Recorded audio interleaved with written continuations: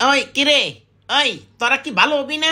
তোরা বাঙালি যে এমন জাউরার জাউরা, এটা তো আগে বুঝি নাই। এই তো কিছুদিন আগে তোরা কি করছিলি? কাঁঠাল কাঁঠালটা বানায় ফেলাইছিলি, কি গোস্ত মাংস বানায় ফেলাইছিলি, তাই না? কাঁঠাল দিয়া বার্গার খাবি, আমি কিচ্ছু কই নাই, আমি চুপ আছিলাম, আমি একদম একটা কথাও বলি নাই। এরপরে তোরা কি করলি? এই যে গত পরশু দিন, ওই কিরে, ওই কিরে, তরমুজ, মধু মধু, তরমুজ রে বানায় ফেলালি কি মধু।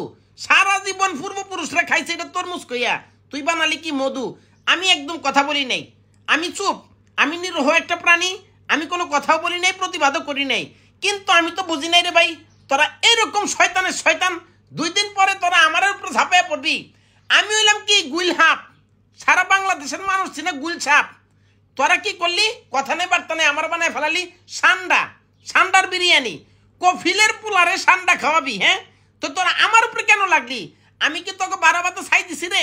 ওই তোরা পিছনে পিছনে মিছিল মিটিং বন্ধ কর, তোরা আমার তালি দিস না, তোরা তোরা সর্বনাশ করে ফেলাইছ, তোরা আমার বানায় ফেলাইছ সান্ডা। এখন এই যে কফিলের ছেলে, ওরা যদি বাংলাদেশে আইসা আমার সান্ডা মনে করে আম করে ধরা শুরু করে, ওই আমগো বংশ থাকবো রে? ওই বেটা আমরা কি আমগো অস্তিত্ব থাকবো? বেটা ওরা যেমনি খায়, বেটা বিরিয়ানি বানায় দেখছ, লেস মাথা কোনো কিছু বাদ দেয় না, গ্যাস গ্যাস করে একটা বিরিয়ানি বানায় খেয়ে ফেলায়। আর এক একটা দানবের মতো শরীর, ওরা কি একটা দুটা এই গুলছাপ দিয়ে ওদের পেট ভরবো? ওরা না হইলেও 50টা গুলছাপ একবারে খেয়ে ফেলাইতে পারে।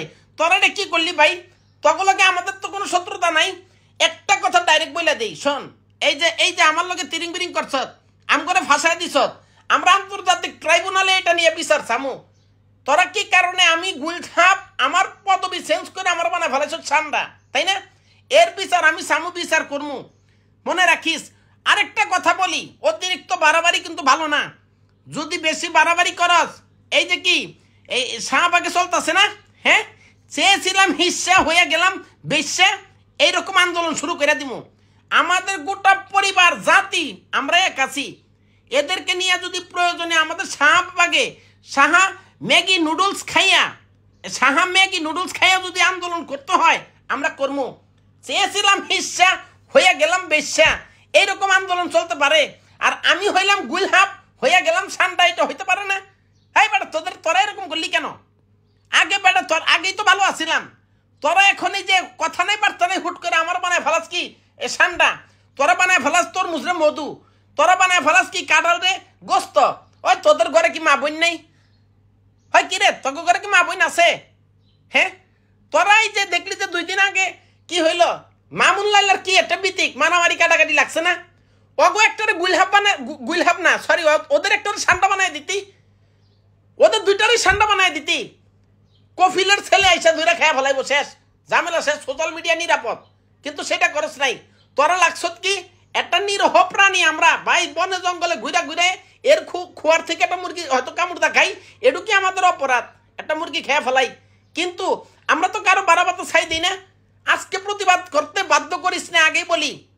আমরা যদি সাহা ম্যাগি নুডলস খাইয়া চেয়েছিলাম হিস্সা হয়ে গেলাম বেশ্যা আন্দোলনে নামি, ভাই কেউ কিন্তু ঠেকাইতে পারবি না। আজকে নিজেদের অস্তিত্ব সংকটে পড়ে গেছি গা, কি তোদেরকে ছাইরা দিমু? দুনিয়ার ফালতু চিনস না কানা নাকি তোরা কানা? ভাই তোদের কি চক্ষু হাসপাতালে যায় চোখ অপারেশন কর যদি চোখে না দেখস, ফালতু কোনখানকার। আমি হইলাম গুইল হাপ, আমি সান্ডা না, আমরা কেউ সান্ডা না ভাই। কফিলের ছেলেদের কাছে অকুল আবেদন ভাই, আপনারা আমাদেরকে সান্ডা ভাইবেন না, বিশ্বাস করেন। আমাদের তেল, আমাদের শরীরে চামড়া কেটে তেল মানে আপনি মান্ডায় মেখে দেখেন, কোনো উপকার পাইবেন না, কিচ্ছু হইব না। হ্যাঁ, সান্ডার তেল তো আপনারা কি কাজে নাকি ব্যবহার করেন? একটা গুইলহাপ মাইরে আপনারা দেখেন যে সেই উপকার কাজে লাগে কিনা আমাদের তেল। আমরা গুইলহাপ ভাই, আমরা সান্ডা না, বিশ্বাস করেন।